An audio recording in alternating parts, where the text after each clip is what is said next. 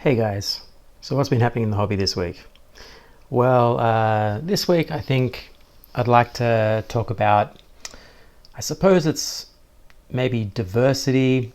I don't know how to really describe this, but the value of not just doing one thing or more importantly, one company's products. So there's plenty of YouTubers out there that have talked about this stuff in the past, and I guess I'm going to throw my 2 cents in the ring and discuss this topic. So the value of I guess diversifying what you collect, paint, experience, especially in an age which this talk will focus on, which is 3D printing, and the value of that and how that can enrich your experience within the hobby, no matter which game company that you're collecting or whatever. If you look at any of my videos or any of the stuff that I do, it's a lot of it's Warhammer and Games Workshop related, but I also do my own stuff, and that's all 3D printed stuff and that sort of thing. So for my experience, it's based on a personal artistic journey with 3D printing. But if you yourself aren't that, and but you still want to get into it, there are plenty of companies, businesses, individual artists like myself that offer already sculpted and so on, as we all know this, anyone in the hobby knows this, offers Patreons and so on that offer collections of models that you can download and print, so you don't have to be a sculptor in order to engage with 3D printing. So I just wanted to talk about like the value of that, and I guess I'll use my own experience. I'm coming from, I guess, a creator's point of view of this, but how that informs my my hobby generally. And last week we talked about the quite a few topics which were close to my heart, coming back into the hobby and experiencing the hobby as a customer and that experience, and just getting into all of that. And we talked a little bit about what was it, diversity and all that kind of stuff. I'm pretty sure I don't have it with me right now, but it's been a while since last week, so I can't totally remember. But we're basically talking about all of those types of things, and variety. And I guess that was following on from the topic of painting single miniature to batch and so on like that, and being inspired by lore. One of the talks I've already done is on that, which is again playing into that, and how and the importance of the hobby in your life and all that kind of stuff. So the last few weeks we've been talking about a whole range of topics in terms of engaging with something that you identify as important to you, and in a general sense, the broad topics of what I've been doing. And so this week, we're going to dig a bit further into how to do that in a way that might be deviating from what you normally collect or what you normally get into. And 3D printing really is such a great new world, or a hobby unto itself, which can not just improve, but just add a whole nother dimension to your hobby experience.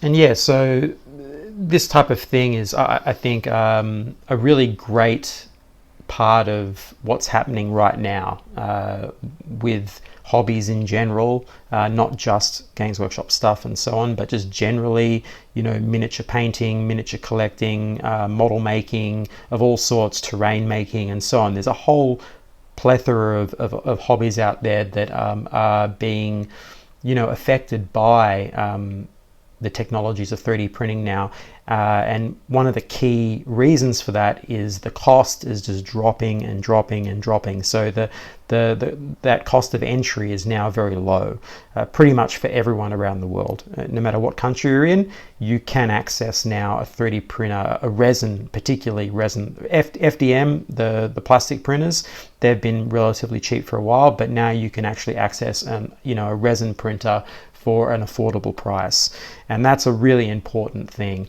And for those lower price ones actually have really efficient print times. The quality is good. And on top of that, the cost of the resin per thing that you're printing is extremely cheap. We're talking, it's like, I don't know, $1 per 10 mil or less. It could be less than that. The average thing I print seems to be about 50 cents to six, like these things that you're seeing in front of you here. Some of the later ones that were printed on those type of printers. They're coming out at like 60 cents, and that's in Australian dollars, by the way. So if you're in America, that's basically free. So, the cost of this stuff is really, really dropping. And that's a huge, huge thing that you can access now. And something really interesting as well, because as companies like Games Workshop become bigger and not able to offer the options that you want for those model kits, as we all know, they're becoming more singular in the way they sculpt them and how you can actually pose them and so on, and all of that. There's less and less options. That doesn't just include the models, but also the game itself is also becoming more restrictive in terms of the number of choices you have per model or per unit and so on. So and that's just the natural progression of a company getting bigger. There are obviously people that will, a bit sad at the loss of those things, but it's a natural progression. You just can't manage. If anyone is old enough or have been in the hobby long enough to remember when there were catalogs of metal parts and you could actually order anything you like they would do it to order. Every single part back in the day when it was all metal all had a code, and you could order the head of this, the arm of that, the thing of that, and they would go and make it and send it to you. That's a whole nother world. They could never do that now. If you look at the company the way it is, it's just too big and too much of a logistical nightmare to ever hope to do that. And I understand. I myself am a creator, and I know what it costs to make stuff like this. I can tell you the tens of thousands of dollars I've spent just to get to a point where I can even deliver these little guys here, which are, mostly all of these here you're seeing in front of you are available on my Blighter Gods website, which is linked down there if you want to go check it out. But, the cost just for me to do these little tiny things here is crazy. It's unreal, as I've said before in previous talks and hobby vlogs and stuff, these Patrons that are offering like 30 models for like $10 and stuff, I don't know how they're doing it. They mustn't be paying those sculptors very much, because this is a very, very long process to get to the level where you're sculpting this type of anatomy. This takes like a decade of your life to even be able to do that. It's extremely difficult. It's not an easy thing. And so, it's just a crazy, crazy thing. And for a big company to offer such a wide range is almost impossible. So, it's hard sometimes for people to understand that, but and yes, of course, Games Workshop is a public traded company and they have shareholders and all that kind of stuff, the money side of things, that obviously comes into it. But even if they weren't a public traded company, I can guarantee you they would still be moving in the directions that they're moving in, because it's got to do with a logistics problem as well. And now that COVID's happened, you can see that in the way that they function. So I don't want to make this whole talk on that, but I thought I'd just, fill a few things in, not to save them from criticism, but just to show the realities of what happens when you start to upscale when it comes to producing stuff like this. So back to the real part of this, the fun bit of this, which is more important than what I just said. So that sort of stuff is a bit salacious, and I know that some people will get, and rightly so, certain actions that big companies like that take can be very hurtful to yourself. We're all invested in this, and that can be, if they're not communicating properly or all those kind of things, it can be a real problem. But really what this talk is about is how to get the best out of 3D printing and generally, or even other game systems and other things, and diversifying what you're painting. So it can be as simple as like this, where you're not necessarily a 3D print like these ones, but it might be, not just always painting models for a game, i.e. Warhammer 40k or Age of Sigmar, but it could be a bust, like getting one of the, if you don't have a 3D printer, there are plenty of companies like Creature Caster and so on in America, and companies like that, that offer other miniature ranges. I'm not sure they do many busts, but they do all of the, the demons and stuff like that. And there are other companies in Europe and so on that offer really beautiful busts. I can't think of their names. There's a what is it called? I can't remember its name now. Anyway, there's a couple of really cool ones over there that do some really lovely busts. And getting into that is a whole other experience, and what it can do for your hobby and what it can do for your painting and for your craft and how you enjoy painting. You might be someone that is more active in the gaming scene and finds the painting a bit difficult, but when you're painting something like a bust that's just just one little thing, and you can just focus attention on that, that can sometimes be the key that unlocks your frustration with painting, and you find a way through, because it has no more reason for being than just you doing that, and then it sits on your shelf. There's not this whole other side to it that is layering either pressure or anxiety on you. You don't have to have it finished to play with it. It's never going to be in a game running around. It's just going to be sitting on your shelf, something that you can enjoy. And so in that way, it can be kind of freeing. And if you get into a few of these little busts, you start to realize how much fun they are. They're like a little blank canvas that you can just play. It doesn't have to fit in with some kind of faction or whatever. You don't have to follow a guide. You don't have to do anything. You can just grab a bunch of paints and start painting it. And no one's going to think otherwise of it. It's just going to be your thing, And that, I think that's a really, really positive thing, and something that's helpful, so that you don't get lost in the mire of the meta chase for gaming, or all of the painting tutorials that are out there, and including my own, that are sort of pushing you to sort of better yourself or do this and that, and that's all positive stuff.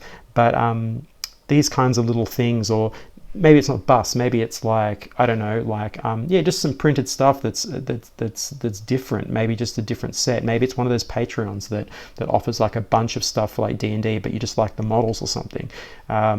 Painting those is going to give you a unique experience, which is separate from the one that you experience in your hobby right now. Much like how I talked about in my last talk, which, if I'm really smart, I might be able to link that to you right now up in the top right hand corner if I'm really, really smart about this, but otherwise, which talks about my experience with like coming back to the hobby. So I worked for Games Workshop back in the day, early 2000s and so on, and in terms of my adult life, I've never actually been a customer until maybe end of 2019 or so, the last couple of years. And my experience now is like a whole different thing as a customer. Like I'm finally like a real customer, and I get to experience that, and it's a wonderful experience. And so for you, mixing it up and doing something that maybe, let's say, you're more fresh to, not as invested in, it's like a new experience, that might give you a whole nother take on your hobby and a whole nother feeling, or it might just unlock something about what you like about this stuff that you didn't even realize before. Because it certainly did for me. That's definitely enriched my experience of the hobby for sure.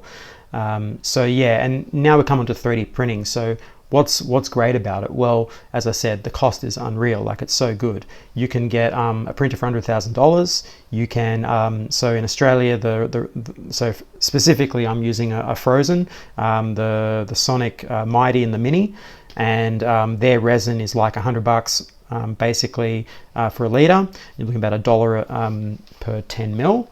And it's very cheap, and things this size are like less than $1. For miniatures, going to be even less than that.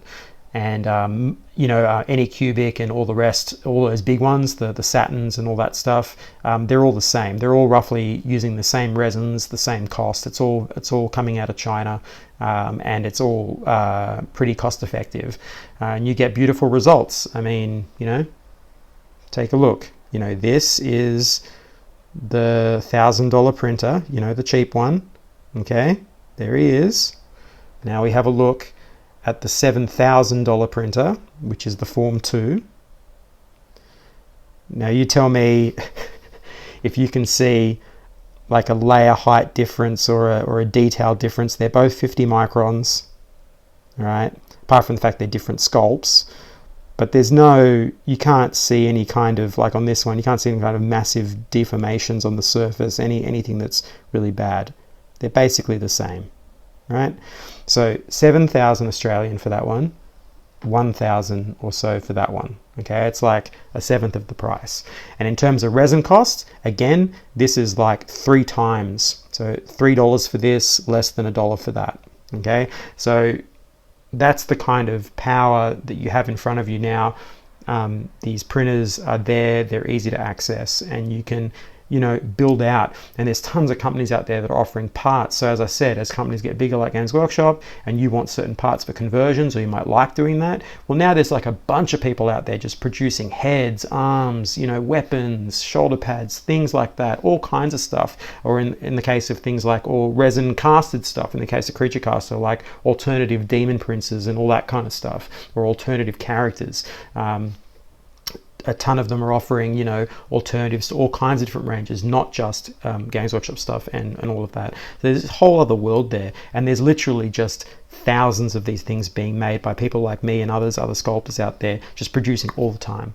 So you have such a huge variety of things to look at, and I'm not going to tell you which ones are the best or where you should go or who you should pick. That's like a fun adventure for you. You know what I mean? That's the whole point. This is like a new adventure. You're like an 8-year-old kid again, and you get to experience what it's like for the first time, exposing yourself to a hobby.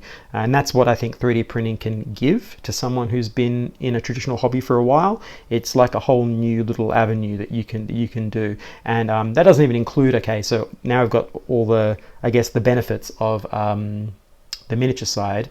Now the benefits of like terrain, I mean, that's off the charts. Or pieces of little bits of terrain stuff for your bases and so on, basing. I mean, that's crazy good. There's so much you can do with that, so much like beautiful things you can add that can just change your gaming experience, or just the way you display stuff on your shelf. That's a whole nother side, which I think is definitely well worth getting into. And there's a ton of people out there that are producing very, very good stuff. And as I said, if you're using those printers, those cheap printers, it's going to be very, very cheap for you to print that stuff, even on a resin printer. Traditionally, most people do it on FDM, on a plastic printer, but these days the resin's cheap enough where you can do that on your resin printer for sure. If you've got one of the slightly larger ones, like the Frozen Mighty 4K, or the bigger Anycubic one, or the Saturn one that's bigger, any of those brands that are around about that $1,000 region that are big, that's perfectly fine, or $1,500 or whatever you're going to spend. That's perfectly fine, and it's going to last for a while. And also, replacement parts are cheaper on those. The Form 2 that I do this one on, the Formlabs printer, that's very expensive to fix. That uses a laser and so on, and mirrors, and it's very, very delicate. If anything goes wrong with that, it's very, very difficult to fix. These printers use a mono 4K screen, LCD screen, that you can replace. All the parts are cheap. It's a lot easier to get that fixed. Or if it totally fails, you can just buy another one, obviously, dispose of the old one correctly, that kind of thing. But you can replace it, is what I'm saying, if anything is hideously wrong with it, and it's not going to cost you a fortune. And so, yeah, I guess, I don't want to rant on too long because I can be on this topic for a long time. But giving yourself, I guess the takeaway from all of this is that, giving yourself something fresh to look at, something fresh to involve yourself in, to find that joy and that that childlike joy that you would have started with, or maybe you never got to experience because you've got into this hobby as an adult. So this is one way that you can kind of re-tap into that fresh look at something that is unique, because something like Games Workshop or Warhammer, those kind of things, it quickly bombards everything, and it's beautiful and it's lovely, but you can lose, I guess, what's that phrase, like the forest for the trees or whatever. You can get lost a bit and overwhelmed, or even end up in a dark hole, if you're very serious, wargamer and so on, and sometimes you can lose the fun of it, you know what I mean? And or get just worn out by it. So having that other little side piece like 3D printing can really help instill some of that joy and magic back into your process, and even just your painting standard can improve. Like I said, you can do these little busts and things, you can play around, there's a lot of things, terrain and so on. It's just going to help.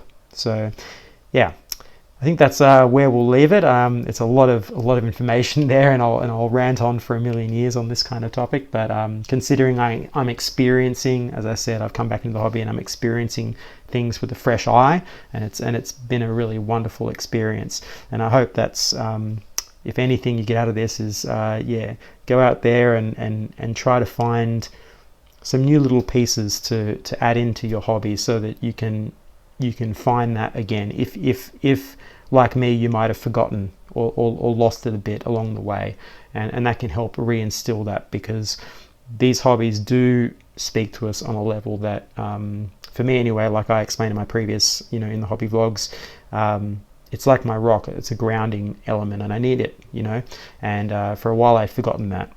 So anyway, I won't go too much more on that. You can check that other video out and listen to those other ones, but the other videos. So yeah, if you've liked this, please subscribe, notify, all that kind of stuff, on the notify button. And yeah, I hope you're having a great day and enjoying your hobby, and please consider the 3D printing stuff, because it's really, really cool. It's a lot of fun. It is, however, obviously it has its downsides. It's a learning curve. It's a new hobby, so be aware of that. It's not just easy to get into, and there's a bunch of other safety things you have to worry about, but I'm not going to talk about that here, because there's plenty of YouTube videos that talk about this stuff, and the companies themselves send you material on that. I'm not going to baby you through those steps. You're going to be able to sort that out for yourself, but it is a really wonderful thing to get into. All right, so I'm going to stop now. Enjoy your day, and I'll catch you on the next one.